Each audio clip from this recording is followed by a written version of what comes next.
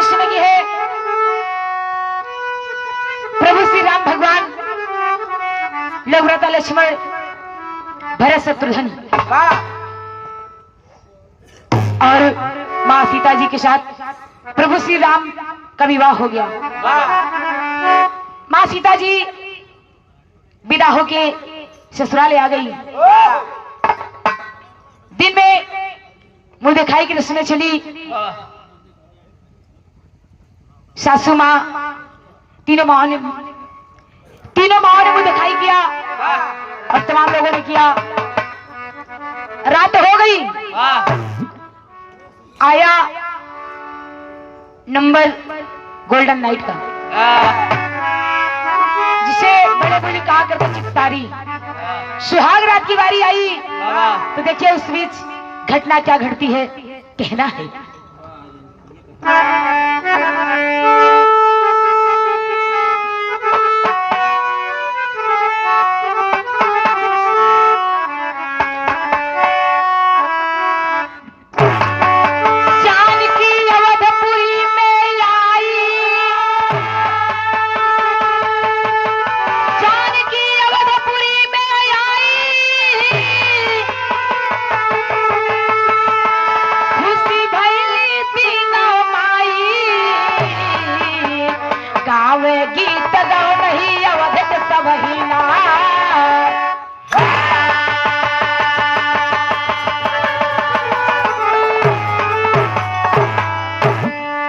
भैया हो बाबूजी, बड़ी पुरानी परंपरा है। घर में जब बहू का आगमन होता है तो गांव की औरतें, हमारे दादी लोगन, तमाम नात रिश्तेदार बाबा ये सब गीत गौ नहीं गावत रहे कि नवा खपड़ैलवा छवाउरे कि नए घरे दुल्हन है। जमाना लग गया। अब जब दुल्हन उतरे लगा तो भांगड़ा डीजे बजे लगा। जमाना लग गया है। लेकिन कहना है गजल बड़ी अनमोल बात है।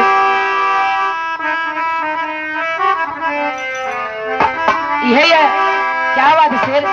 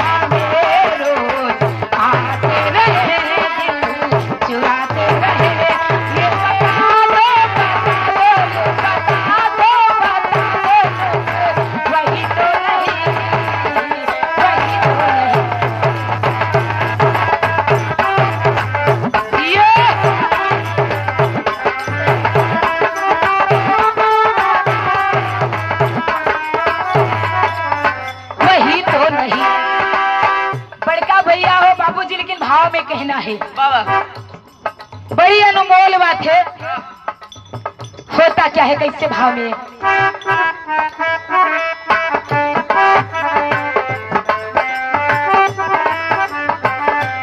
जिस मन में सुमन ससी सम है खिले, ससी सम है खिले, उसकी खुशबू जहां में बिखर जाती है, बिखर जाती है।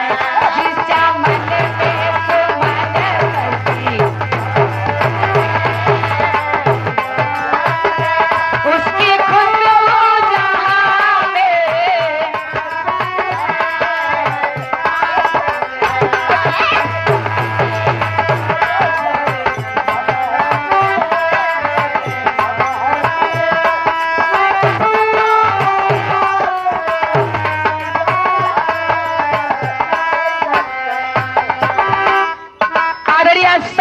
जन में सम्मान पाने वाले श्रीमान बड़े बाबू आप श्री लाल बहादुर यादव जी, जो कि बारात के मालिक बाबूजी की तरफ से 100 रुपए का आशीर्वाद पार्टी से कौन बात प्रतिष्ठा बहु मुबारक हो और आप लोग का दर्शन मिला, सविता का जीवन सफल हुआ।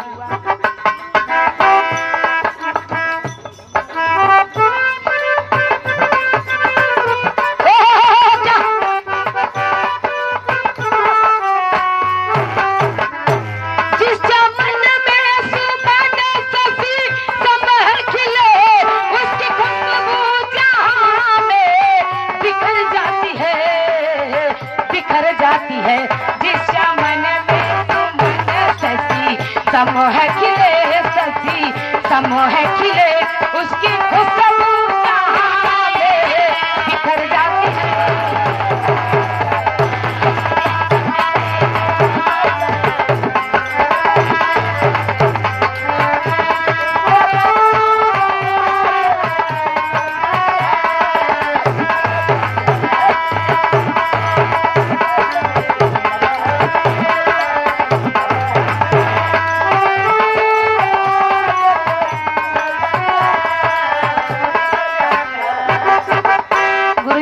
सुना बाबूजी का फरमाइश बा हमार पायजेब राजा हीरा जड़ाएगा। अरे हाय क्या बा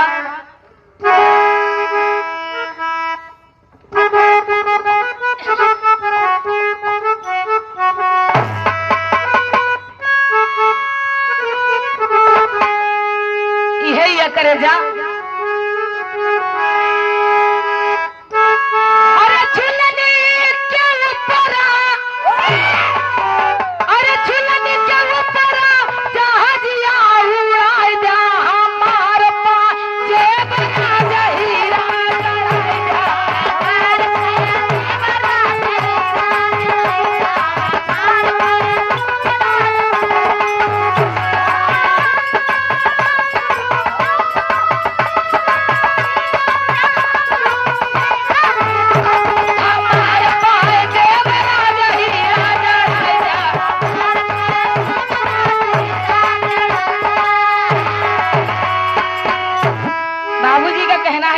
तर्ज मार दे।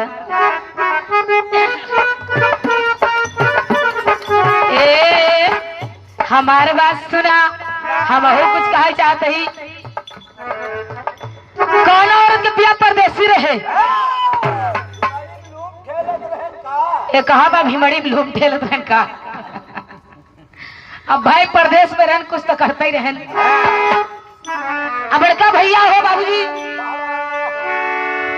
भैया हो बाबूजी दुल्हनिया का पिया परदेश रहे अब बाबूजी फोन करे रहा है कि फला तारीख के हमार टिकट निकला बा घरे आवे के बा अही छेवकी स्टेशन से काशी से हमें आऊ अब है दुल्हनिया इंतजार करत रहा बाबूजी उ दिन आई गया अब तमाम परदेसी उतरे लेकिन परदेसी पिया ना उतरे और जब ना उतरे तो परेशान हो कहा था कहना है कड़िया तो आयल पिया का प्यार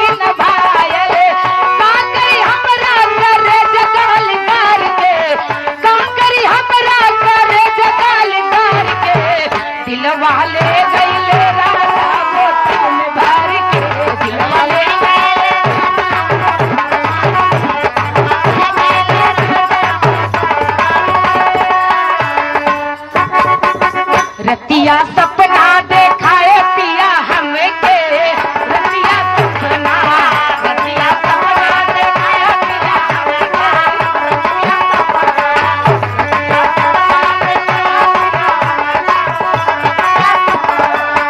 रेलिया बैरंग पिया को लिए जाए हो रेलिया बैरंग रेलिया बैरंग पिया को लिए जाए हो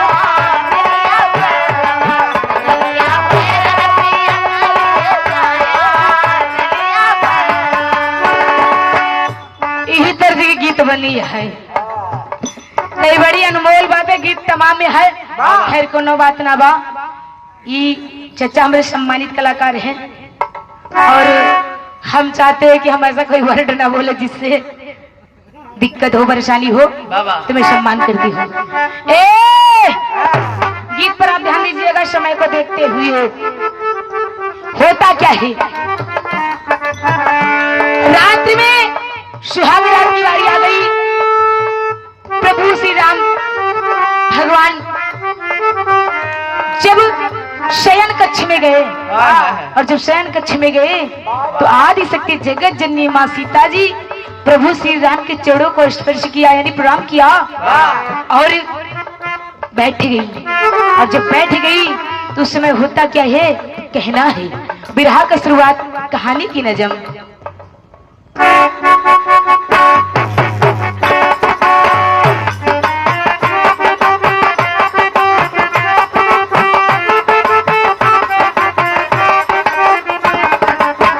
जानकी माता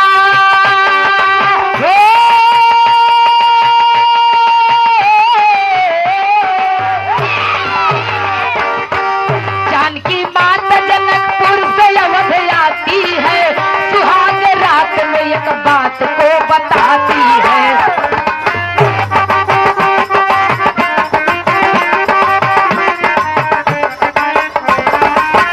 चाहिए सुंदर सुमन स्वामी मेरी इच्छा है, मुंह देखाई में स्वामी आपकी परीक्षा है।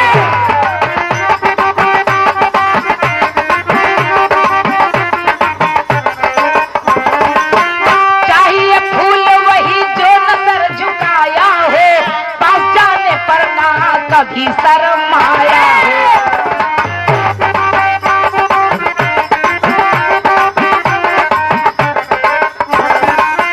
जबकि स्वामी अंतर्यामी राम जाते हैं, बगीचे में सुमन शीश को झुकाते हैं।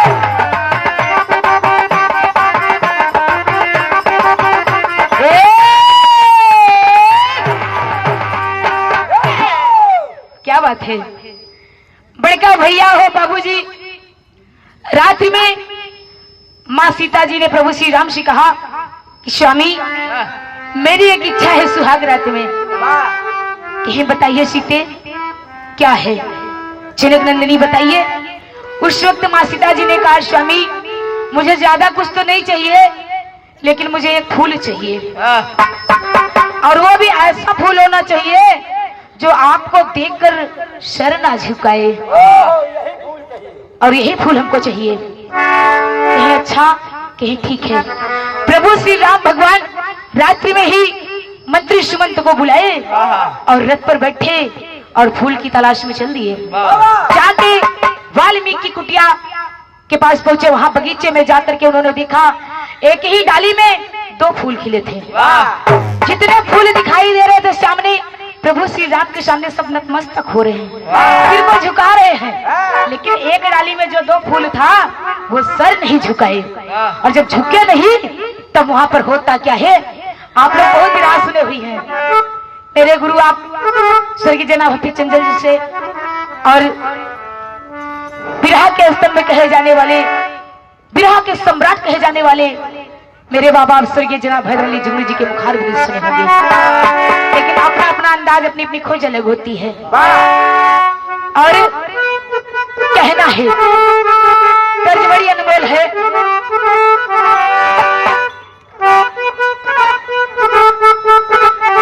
बिरह वेदना वियोग रस,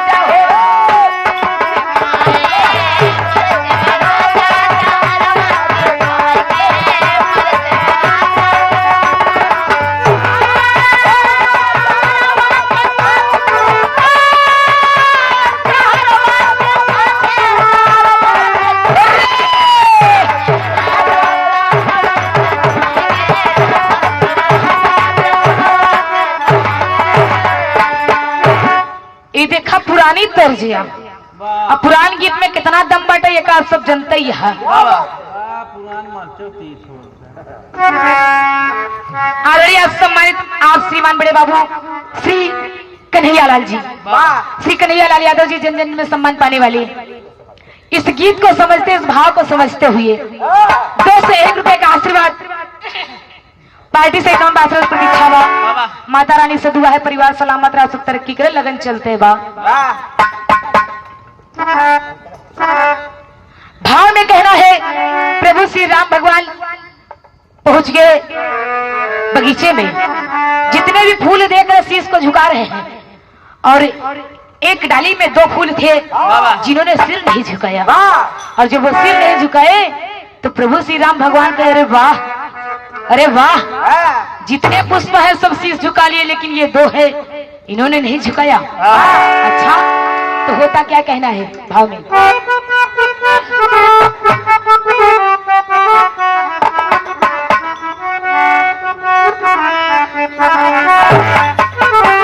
अरे वाल्मीकि कुटिया में पहुंचे राम जाय के, देख लागे फुलवा के खुशियां मनाई के।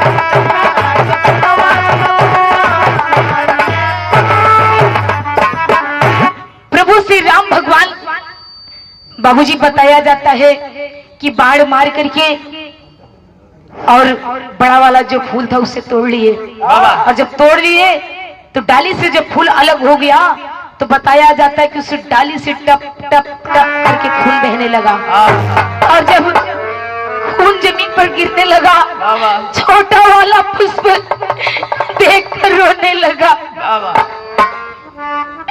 श्रीमान आप कौन है? आपने मेरे भाई को मुझसे अलग कर दिया, मेरे भाई को मुझसे अलग कर दिया, हम दोनों भाइयों का जोड़ा फोड़ दिया, मैं बड़े भैया के बिना कैसे रहूंगा। लेकिन प्रभु श्री राम भगवान फूल को लिए और चल दिए। चलते चलते देख रहे मुड़ मुड़ के, और होता क्या है तर्ज बदल गई। बड़ी अनमोल बात है, कहना है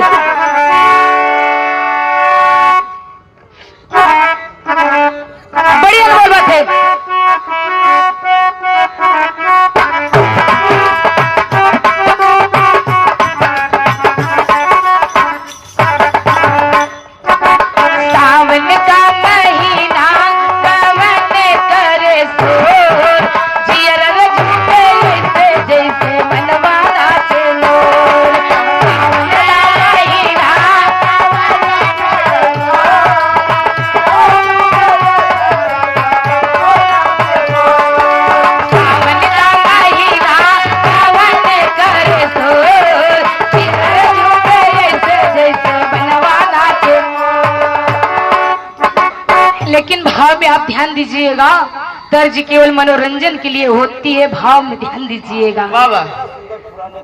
और ये पुराने कवियों की खोज है, कितनी सुंदर बातें लिखी बाबूजी। और आज की गीतें हद से भी ज्यादा गुजर गई हैं। आज की भोजपुरी गीतें कैमरामैन भैया जी हद से ज्यादा गुजर गई हैं, जो सुनने लायक नहीं रह गई। आज बिरहा एक ऐसी गीत है जहाँ बाप बेटी भाई बहन सब साथ बैठकर सुन सकते हैं। लेकिन आज भी बनारस के गवैया हुआ थी, हमारे सबकी 20-20, 25-25 हजार लेती। लेकिन वो का गावा थी, रत दिया बुझा के पिया साटा करा। तमाम ऐसी गीत है। नैहर से जब ससुरा गईलू, कई बजे दिया बुझाइलू, भतार संगे का कइलू।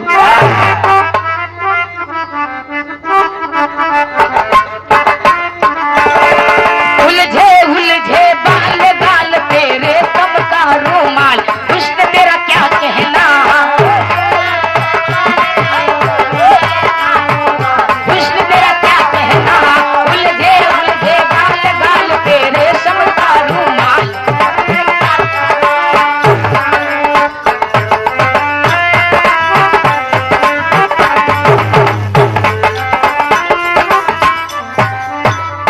क्या बात है शेर। लेकिन भैया बाबूजी भाव में कहना है कि पढ़ा दीजिएगा।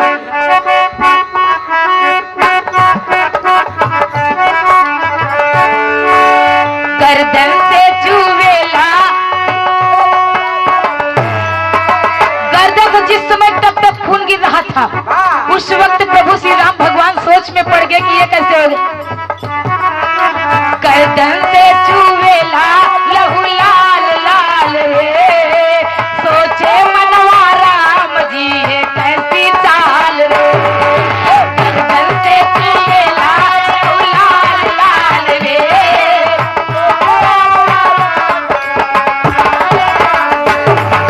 गर्दन से चुवेला लहू लाल लाल रे।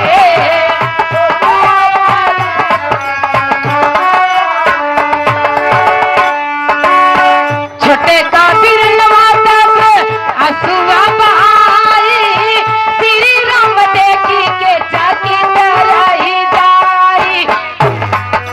बातें करता कैसे तू बेमिसाल रे, सोचे मनवा राम जी कैसी चाल रे। बातें करता कैसे तू बेमिसाल रे,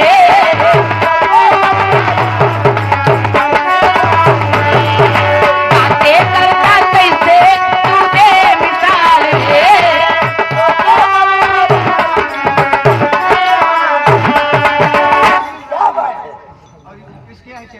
श्रीमान बड़े भैया बच्चूलाल टाइगर के आप शिष्य जी हैं बाबा। आदरणीय सम्मानित बिरहा के बड़े सुंदर कलाकार श्रीमान मेरे बड़े चाचा श्री शिव बाबू मधुकर जी के बाबा शिष्य, जो कि श्रीमान आप श्री बच्चूलाल टाइगर के परम शिष्य सुनील राही, श्रीमान आप बड़े भैया सुनील राही, इसके राही चैनल है, और जो कि जिसका ये राही चैनल चल रहा, राही के नाम से चैनल चल रहा है, जो कि बड़े सौभाग्य की बात, आप सब कलाकार के बढ़ावा देते हैं भाई। अनाहित तो कलाकार धीरे धीरे बुझत जाता है बिरहा जगत के। एक बात और बात, आज बिरहा जगत में स्वर कोकिला, बिरहा के शेरनी, बिरहा सम्राट, बिरहा स्टार के नीचे के है ही नहीं बा। लेकिन ना हम शेरनी है, ना सम्राट है, ना स्टार है भाई, हम सबसे नीचे और सबसे छोटवार गवैया ही, केवल ऐसे आशीर्वाद बनाए रहा बस। मान सम्मान से बिरहा गावत रही, बाकी हमका सम्राट नहीं बने की जरूरत है।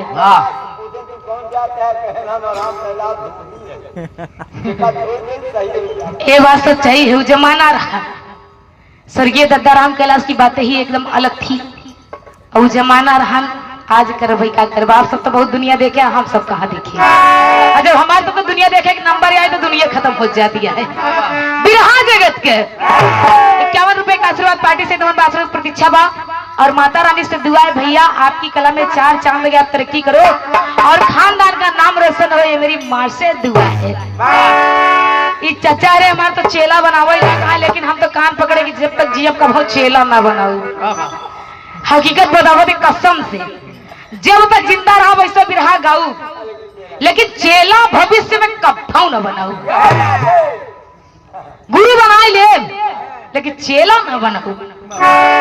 और शिष्या हम आप जनता यहाँ बिरहा गायिका सविता सागर मौर्य शिष्या स्वर्गीय जनाब हफीज चंचल जी की है, एकलौती यही। लेकिन आज एक आठ धोबी धोबी कोनो तमाम कलाकार आए के जो एकलौता बन के घूमता है, लेकिन ऐसी कोनो बात है गुरु चेला बनाए तब बनी ही बहुत बड़ा सम्मान।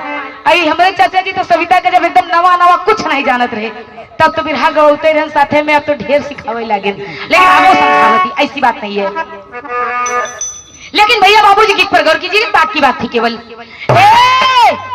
आप ध्यान दीजिएगा, छोटा वाला पुष्प रो रहा है और रो रो के प्रभु श्री राम भगवान को आवाज लगा रहा है, श्रीमान जी आप मेरी तरफ देखिए, मेरे भैया को छोड़ दीजिए, मेरे भैया को मत ले जाइए, मेरे भैया को दे दीजिए। लेकिन प्रभु श्री राम को तो लेके जाना ही था, पुष्पों को लिए और चल दिए। तर्ज बदल गई, कहना है बहुत पुराना तर्ज है।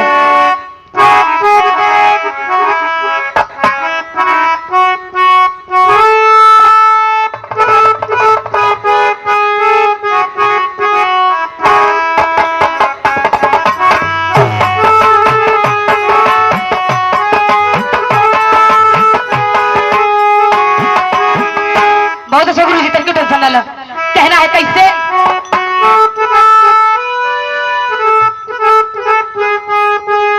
यही करेजा क्या बात है, बागपत के भैया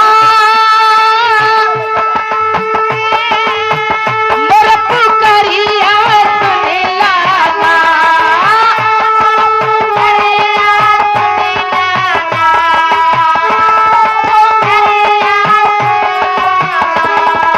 पपिया लुट लल मोरा इज्जतिया, कोई चादरिया दई जाना।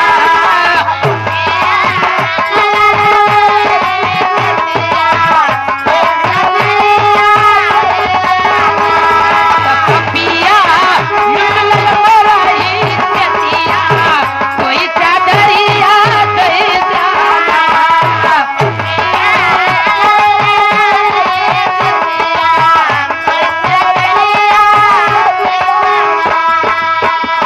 लेकिन वहाँ छोटा भाई बड़े भाई के लिए रो रहा है। ये भाई भाई का रिश्ता ही बड़ा अनमोल होता है। एक भाई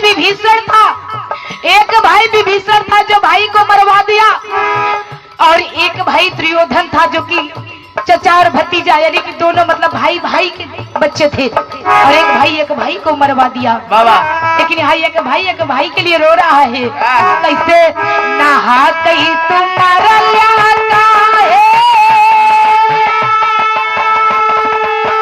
धनुष पे बनावा दही के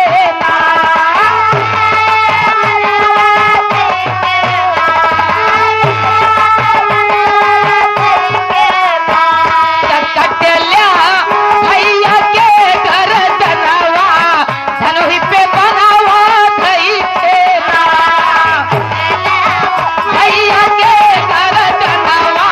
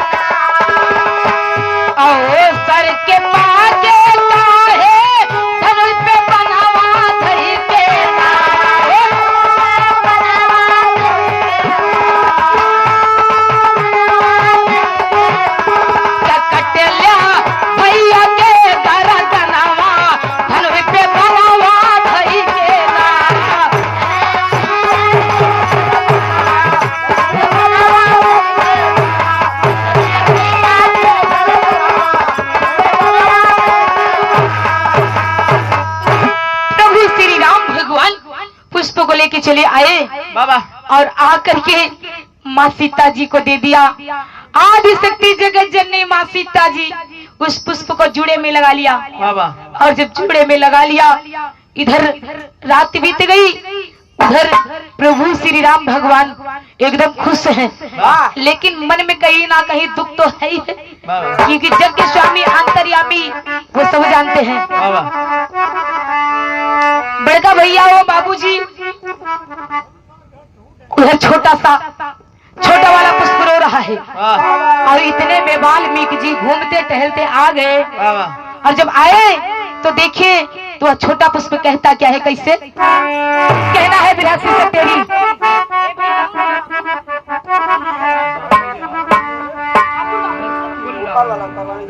बढ़ा दो भैया। हालो हालो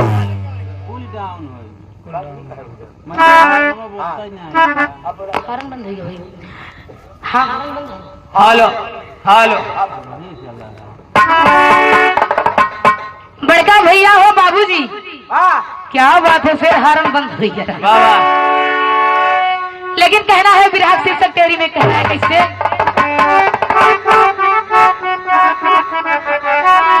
अरे राम बिरनवा रोवे रातियू दिनवा, वह पुष्प रो रहा है, बिरनवा रोवे रातियू दिनवा, तेरे पुष्प राम जी ही अंग दे दे पनवा, बिरनवा रोवे रातियू दिनवा।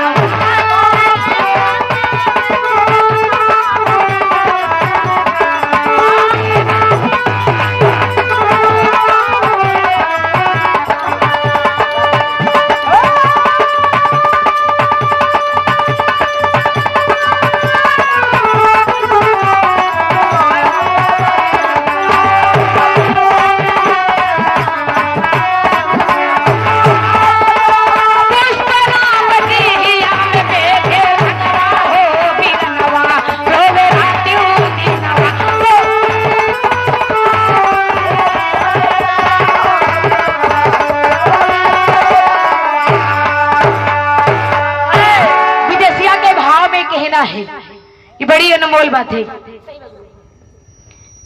विदेशिया में कहना है वाल्मीकि जी, हालो सीटी दे भैया देखा। वाल्मीकि जी जब आए कुटिया में गए और मन बड़ा बेचैन था। वाल्मीकि जी का मन बड़ा बेचैन था, रह रहे के कुछ सोच रहे और परेशान हो रहे हैं। जब बगीचे में गए जाकर के देखे एक डाली का दो पुष्प, जिसमें से बड़ा वाला नहीं है, छोटा वाला है, और छोटा वाला रो रहा है। रो रो के वाल्मीकि जी से पूछता है और कहता है,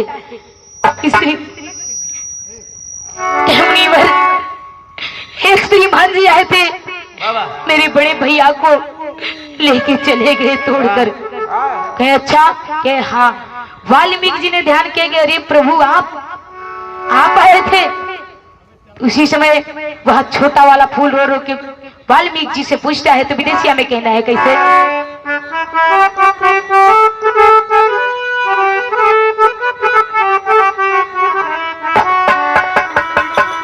अरे रोवेला तुमानावा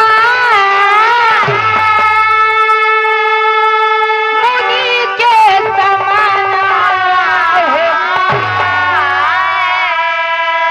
मनवा में रोवे लगले छोटा का वीरानावा।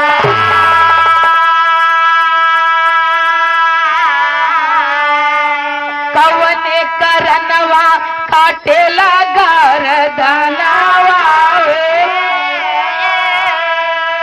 हमसे बताई दे प्यार ऋषिवर बायानावा।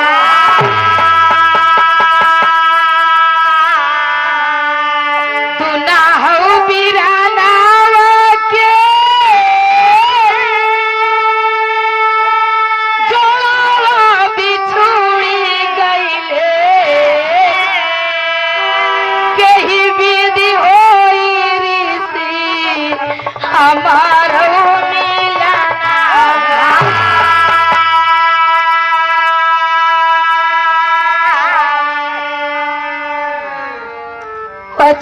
पुष्प रो रो के जब पूछा तो वाल्मीकि जी ने बताया कि बेटा तुम चिंता मत करो, परेशान मत हो, तुम दोनों भाइयों की मुलाकात जरूर होगी, फिर तुम दोनों भाइयों का जोड़ा जरूर बनेगा। कहे वो कैसे? कहे सुनो बताते हैं। जिस प्रभु श्री राम भगवान ने तुम्हारे बड़े भैया को लेकर गए हैं, आने वाले समय में तुम उनके बड़े बेटे बनोगे और छोटा ये पुष्प बेटा जो तुम हो उनके छोटे बेटे बनोगे, लव और कुश बनोगे। तो समय आया, धीरे धीरे जब समय आया तो वह बड़ा वाला पुष्प लव बना, छोटा वाला कुश बना। ये कवियों की खोज है, हमारा वेद पुराण बताता है। तो कहना है पापड़ में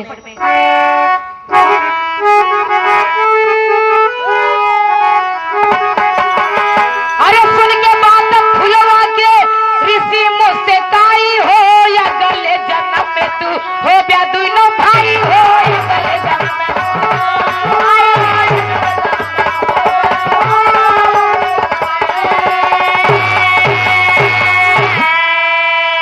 फुलवा के बातें सुने ऋषि मुझसे काई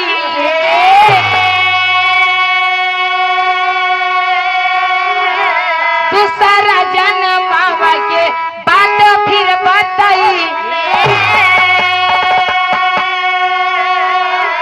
अरे सुन के बात ऋषिवर के पुष्प खुशियां मनाई हो या गले जन्म में तू हो ब्या दोनों भाई हो या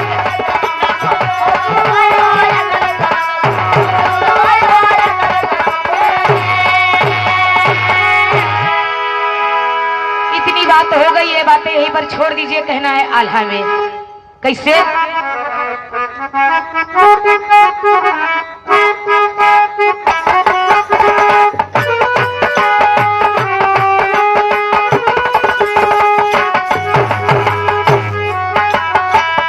पाके सुमनवा किया मन में हर कैले भैया,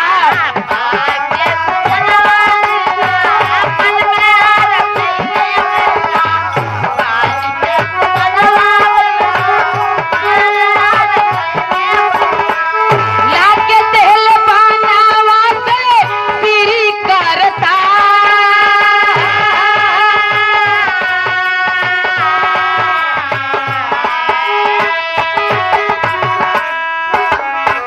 पूरा यार मनवा कैले जगे के विधन भय बाबू,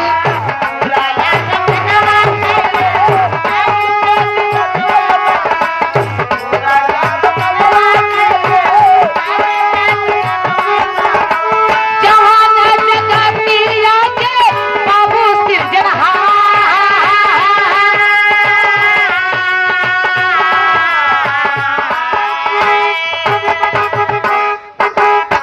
लेके सुमाना माई जुड़ा में लगवलिए भैया।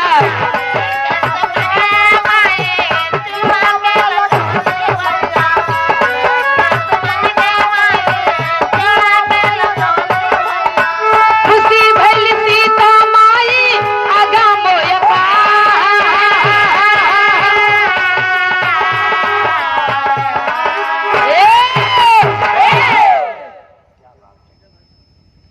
बड़का भैया हो बाबूजी, समय बीतता गया तो लो और कुछ हुए कहना है आखिरी भाव बंधारी में। लेकिन एक बात और बा, जमाना बदल गया है, जमाना नहीं बदला बाटे, इंसान बदल गया, का करबा। दिखा बराती भैया रे उठ के बैठा, हम जाना तो लगन है ये नधा सबके उधर, जैसे हमके सबके नधाए वैसे आपस सब नधाए। ए बार क्या जी बारात कल गई बारात, ए बार की दुढ़ाई महीना सुखिया बुढ़ी रही, अजर लगन बाही अप्रैल में लास्ट तक के। भैया हो बाबूजी कहना है जमाना रहा स्वर्गीय दत्ता राम कैलाश यादव मंच पे खड़ा हो जाए।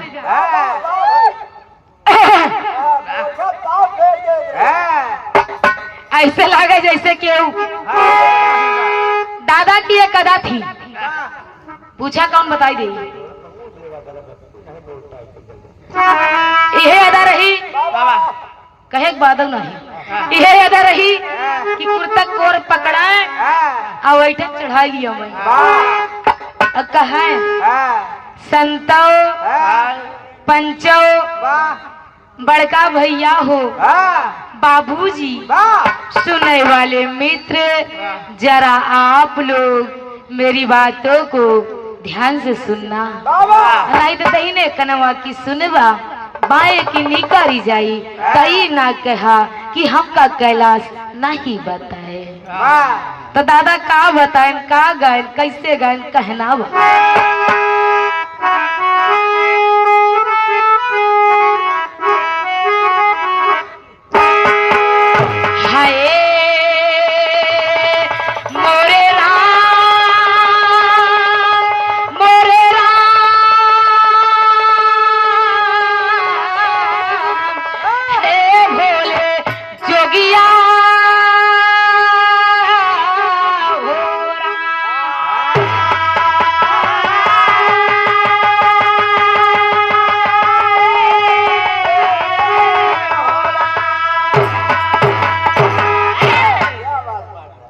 अरे ढोलक मास्टर जिंदगी में पहली बार हमारे साथ ढोलक पे संगत करता है बाबा, यही कलाकार की पहचान है। जिये शेर क्या बात है। और सच्चाई बताई आज न जानी हमारी किस्मत खराब बा, समझा नहीं समझा बढ़िया ही बा। ए बारे की 18 तारीख से कार्यक्रम लगातार चलता है, तो हमारे साथ ढोलक पे संगत कर रहे कसम से बतावत ही। आवाज सोचे चला ढोलक पे संगत करी है, पुरान मिलते ना आज। ए मेरे की हैदर बब्बा के ढोलक मास्टर आप जगदीश चाचा जी, हमरे गुरु जी के ढोलक मास्टर हमरे चाचा जी। सोचे रहे आज मुलाकात खूब कायदे से हुई, लेकिन खैर कोनो बात नहीं, बात दोनों जन की हान बढ़िया बा, अच्छी बात बा। बड़का भैया हो बाबूजी, दादा गावत रहे कैसे गावत रहे, कैसे कहना बा। आज हो बाड़ेरी बोले कागा हो जाना राजा जी आई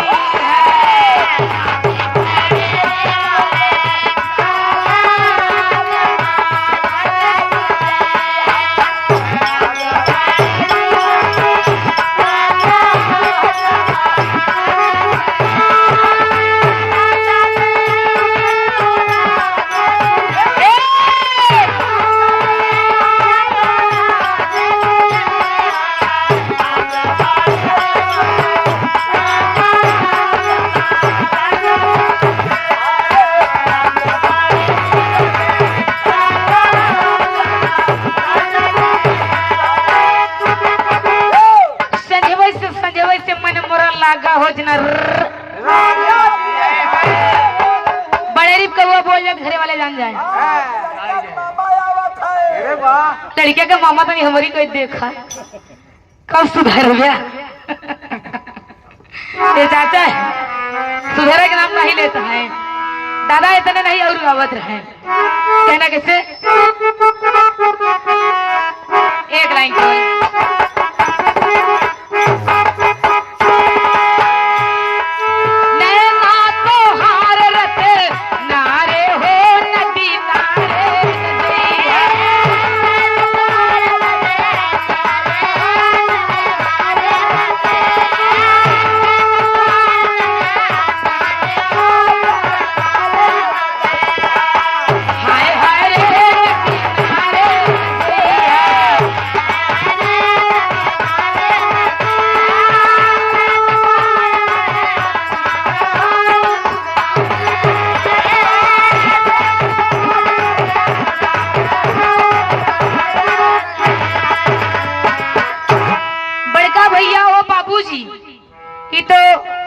राम कैलाश गावत रहन। लड़किया का मामा तो बरे कुछ चाहे कि बस ऐसे रह जाए क्या कह सही भाई, क्या बात है। देखा जमाना रहा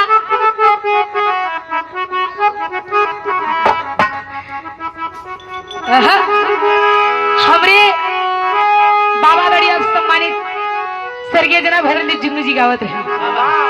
और मेरे गुरुजी भी वही गीत गाया करते थे। और हम केवल लहान बैठा हुआ ही कैसे गावत रहे, लगन का माहौल चलता बा का समझता भाई, कुछ प्रथा बाकी रह गई बा। आई चलत बा भाई, हम पीरितियो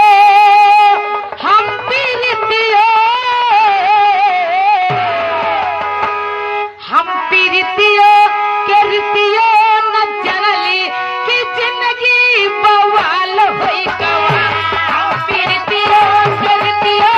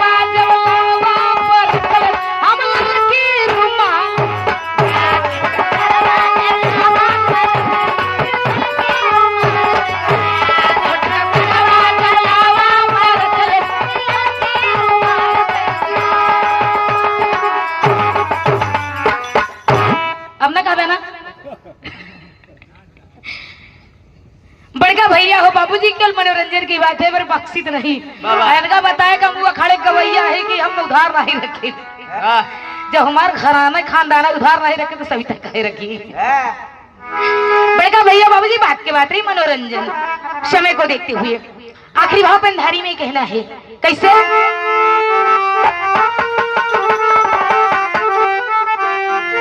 अरे खुशी भाई जान की राम, खुशी भाई जान की राम, खुशी भाई जान की पहले राम जसु मनवा, खुशी भाई जान की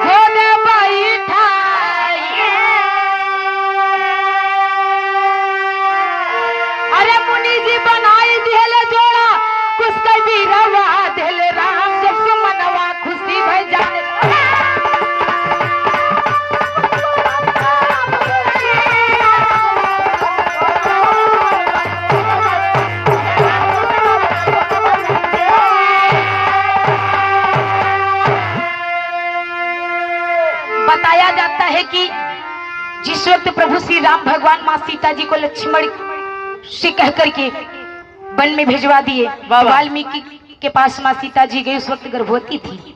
लोग बताते हैं, कब बेतुरान बताता है। और देखिए समय बीता, वह दिन आ गया, लव पैदा हुए। तो जब लव पैदा हुए तो एक दिन माँ सीता जी बताया जाता कि पानी भरने गई और उन्होंने देखा कि बंदर अपने बच्चे को चिपका कर रखा है। तो सीता माँ को याद आया कि बाप रे बाप, बड़े बड़े जानवर यहाँ आते जाते हैं, एक जानवर अपने बच्चे को सीने से चिपका के रखा है और हम इंसान हैं लेकिन अपने बच्चे को छोड़कर आए हैं। और उस वक्त वाल्मीकि जी तपस्या में बैठे थे, ध्यान मग्न थे। और जब तपस्या से उठे तो देखे कि अरे बिछौने पे बच्चा नहीं है।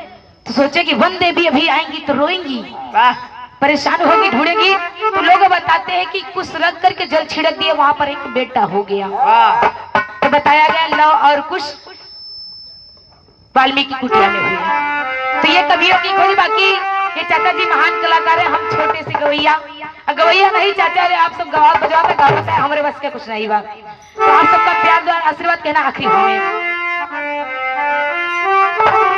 स्वामी गीतानंद संत भुल्लुर तक दिए पोता